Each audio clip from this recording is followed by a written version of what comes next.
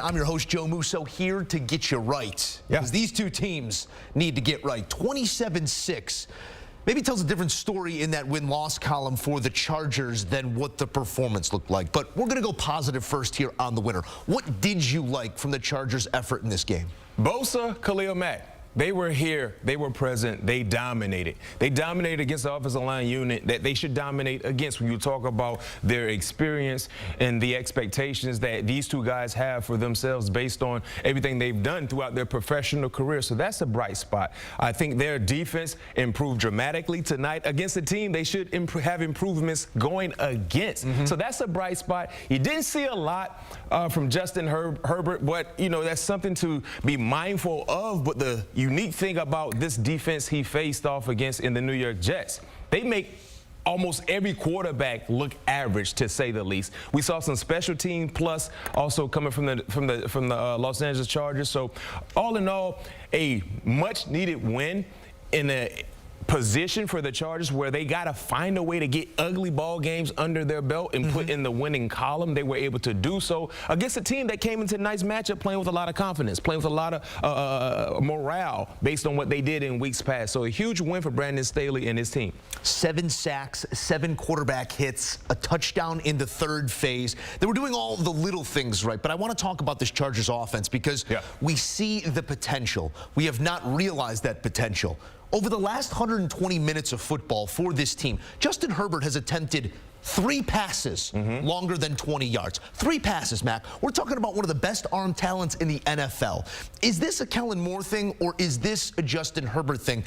It's a horizontal passing offense right now. There is no verticality to it whatsoever. How do they get to that? It could be a combination of both, the play caller and the quarterback. Now, the finger to his non-throwing hand, is that limiting some of the aggressive play calls that we would like to see with a guy like Justin Herbert? We don't know.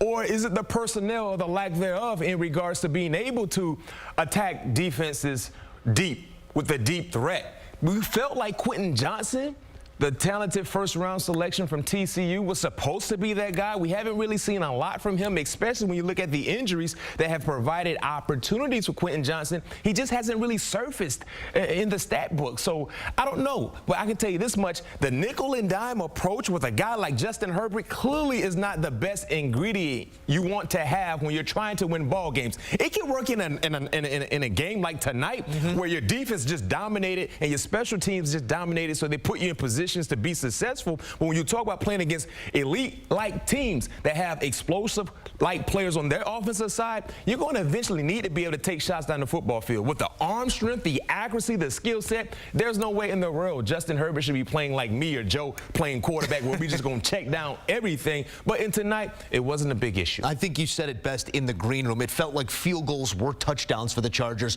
with the lack of offense that the Jets were able to put together. Ryan Wilson joining the conversation as well. Ryan, this was historic for the wrong reasons for this Chargers offense. Yes, it's a 21-point victory, but it's the 3rd fewest total yards in a 21-point victory since the year 2000. 191 yards of total offense. You walk away from this matchup feeling what about the Chargers? Joe, I can't believe you didn't stop BMAC and tell him about all the touchdown passes you threw as a wide receiver during your college days. So not to sell you short in your arm strength. But here's what it tells me about the Chargers. And this is something that we talked about a lot of teams this year who have struggled at the quarterback position. Hey, lean into your defense. This defense gave up 6 points tonight. Last week they played really well, giving up 13 against the Chicago Bears. It's the team that's on the schedule. But before that, 31 against the Chiefs. Earlier in the season, they gave up more than 30 points against the Dolphins in the opener. So I think the defense is what is improving, and you have to feel good about that. You see the strip sack here for Bosa, who showed up time and time again. Tuli Tuipulotu, the 2nd-round pick out of USC, had 2 sacks tonight. He balled out. We know about Khalil Mack. Derwin James showed up, got one of those fumbles early on, and I think that's what you have to build on, as BMAC notes, until this offense figures itself out. Now listen, we're heading into week 10. You gotta figure this thing out pretty quickly if you want to be competitive in a division that's already pretty much decided because of the Chiefs. But if you want to get into the wild card picture, the offense has to come to some understanding about how this thing needs to work in terms of the passing game.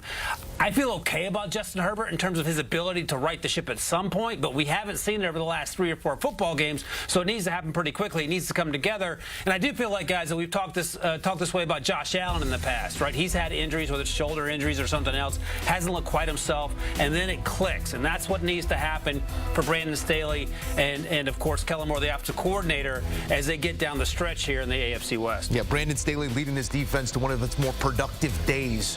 Chargers defense has held the team under 10 points just once in 3 seasons under Brandon Staley prior to tonight. So the second instance of that.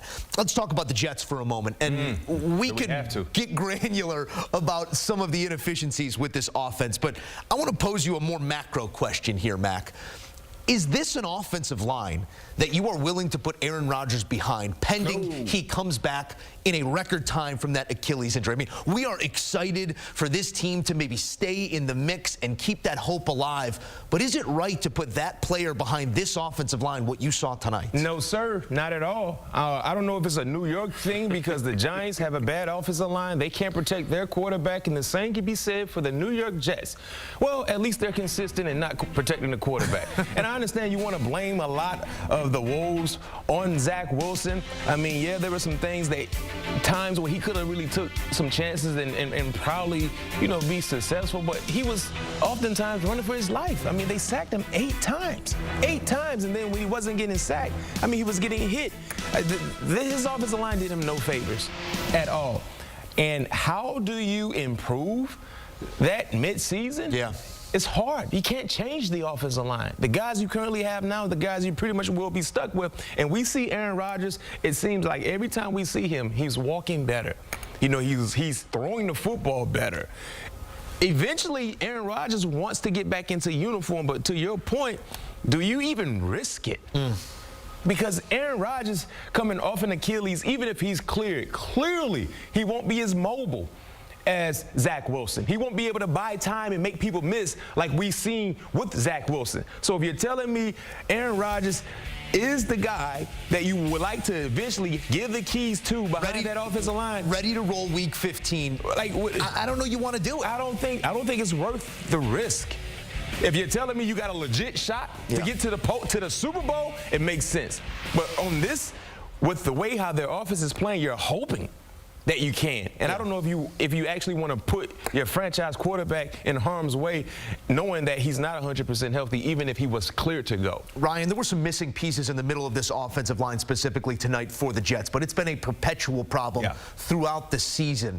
We don't need to assign blame here, but where did you see the inefficiencies up front? Billy Turner. I'm calling you. I'm just kidding. It's not his fault. Look, he got thrown into the mix. And look, it's a tough chore to ask, especially going up against that front four that showed up for the Chargers.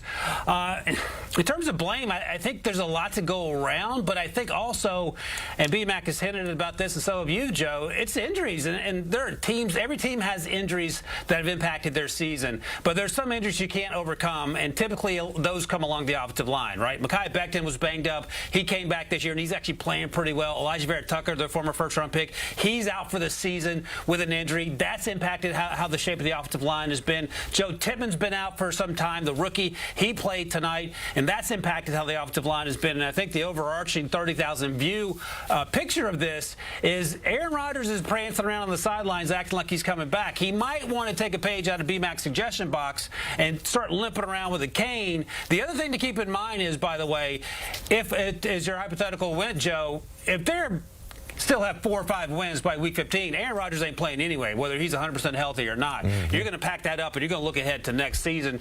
So I think we can slow up on the conversation about Aaron coming back no matter how much he talks about it, because at the end of the day, if the team isn't successful, and by that I mean competitive, at least sniffing around the playoff picture, he's not going to play anyway.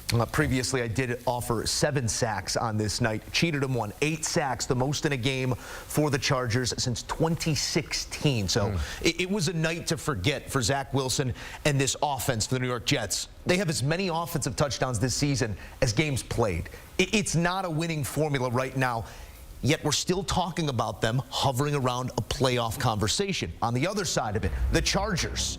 This is a team that just amassed less than 200 yards. Can't figure out the vertical passing game, yet here we are talking about the Chargers at 4-4 in the hunt. B-Mac, do either of these teams feel like a team that will be in the tournament No. when it's all said and done?